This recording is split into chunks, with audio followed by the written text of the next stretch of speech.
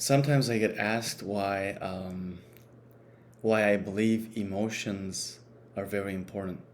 Emotional awareness, being able to name what we're feeling, being able to communicate vulnerably, especially with the people closest to us. Why so much emphasis on emotions?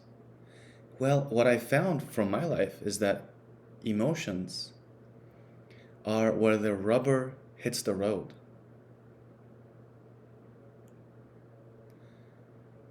I've been a meditator for 15 years. I've done so many 10-day silent retreats, more than 20 maybe now, in the past 15 years. And still, that is a lot easier than staying open hearted and grounded, especially during a conflict with the people closest to me. Our emotional wounding is just not going away because we can meditate wonderfully, or because we're chanting so much, or because we're lighting incenses, or playing with crystals and tarot cards and all that stuff. As beneficial as they can be at times, still take that with a grain of salt. But um, when we look at emotions and emotional conditioning, let's ask ourselves a few questions. How well do I know my emotions? Am I afraid of certain of my emotions? Am I ashamed of certain of my emotions? For example, for a lot of us men, it's very difficult to cry. For a lot of women, it could be difficult to express themselves. Healthy anger. And these are just generalizations. We're all over the place. Especially nowadays when the gender roles are also shifting, they're being questioned, all for good reasons. In my growth, in the work that I do on myself and with my clients, the most important thing is how can we become more whole, and how can we do inner work in a very holistic way? There is the spiritual, there is the emotional. Although there's an overlap between, let's think about them separately so that we know we're covering our bases. Because it's so easy to get very good at one at the expense of cultivating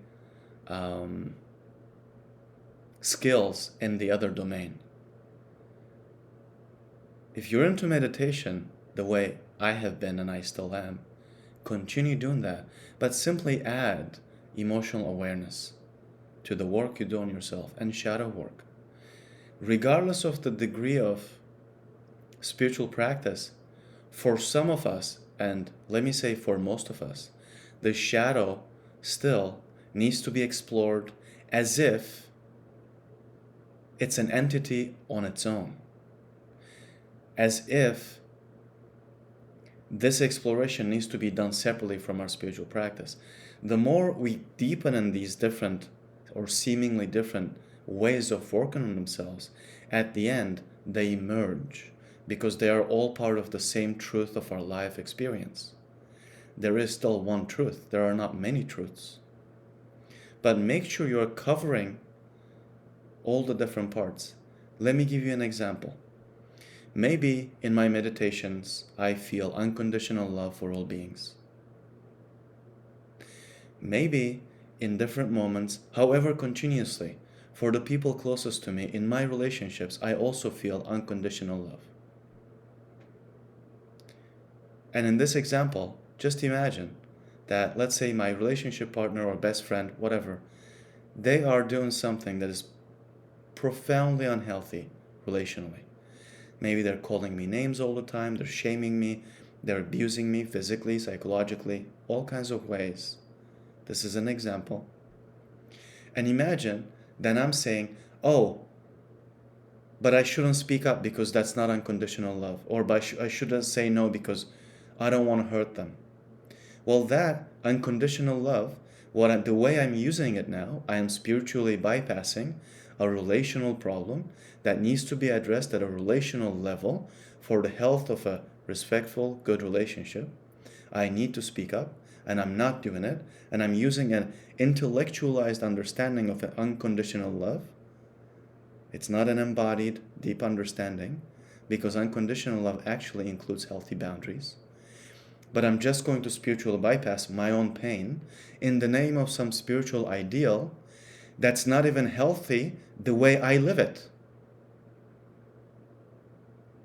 So, shadow work, emotional awareness. Then, in an example like this, if I am someone who simply cannot say a simple no, and cannot say, hey, you're shaming me, you're hurting me, please don't do that, then I need to look within myself. Why am I so afraid of my own healthy anger that actually is here to protect my healthy boundaries? Healthy anger is a little push back when the push is coming towards us. Little push back. But those of us who don't know what healthy anger is, which is 99% of the population, we have confused, misguided ideas about it. And especially what I found is the more spiritually advanced or spiritually confused, perhaps, or spiritually interested people are, I have been one of those people, the more confusion they would have around healthy boundaries and relational sanity. A huge shadow of spirituality is not knowing emotions, not knowing how to deal with one's own trauma. Collectively, we don't know anything about these anyway, but even in spiritual circles, the problem is deeper.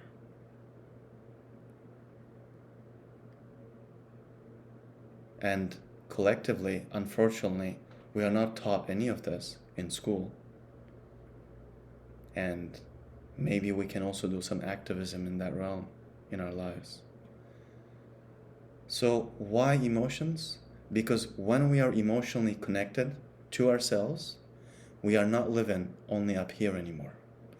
We can still have clarity up here and perspective, but the emotional connection gives us grounding within our own being, capacity to get in touch with our own pain and to tolerate it, at least to the degree that we can be vulnerable and talk about it with the people closest to us.